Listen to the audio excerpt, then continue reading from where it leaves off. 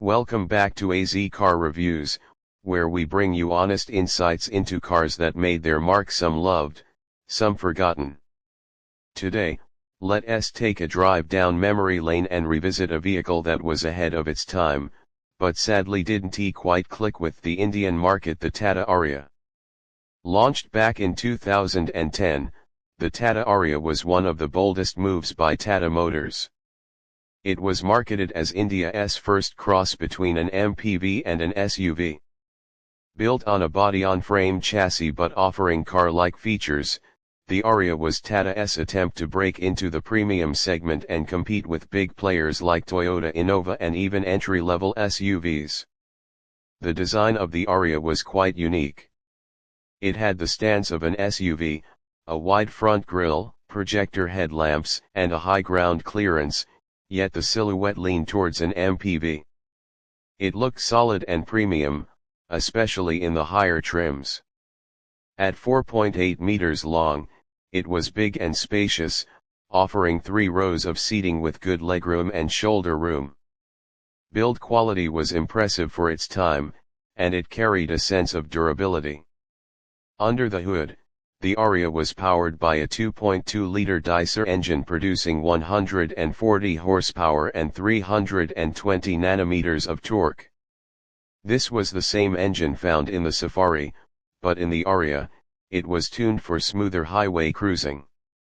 It came with a 5-speed manual gearbox and even had an all-wheel drive variant, which was rare in the segment during those years. Performance-wise, it was comfortable for long journeys, and the ride quality was plush. However, it was not particularly quick and did lack refinement when pushed hard. One area where Tata went all out was the features list. The Aria was loaded with equipment. You got dual airbags, ABS with EBD, ESP, cruise control, touchscreen infotainment, steering-mounted controls, climate control, and even a cooled glove box. It also had Follow Me Home headlamps and rain-sensing wipers.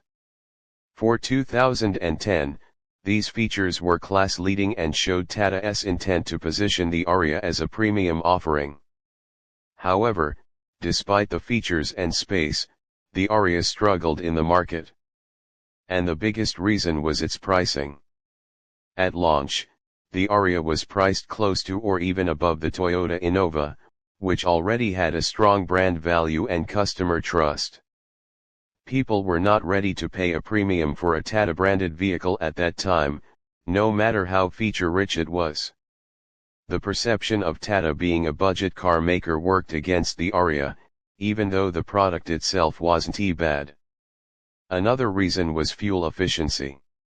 Weighing over 2 tons and with a big diesel engine, the Aria returned average mileage, which made it less appealing to buyers looking for economical family cars. The complex styling also didn't resonate with everyone. Some felt it wasn't SUV enough or MPV enough.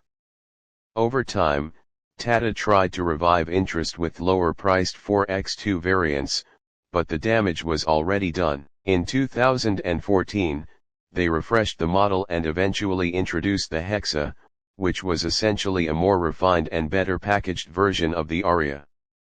The Hexa did manage to gain a bit more traction, but even it couldn't fully change the premium perception problem for Tata until the Harrier and Safari 2.0 came along. In hindsight, the Tata Aria was a product ahead of its time. It combined SUV capability with MPV comfort, packed with features and a solid build.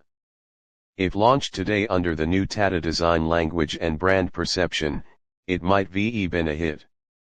But back then, the market just wasn't ready.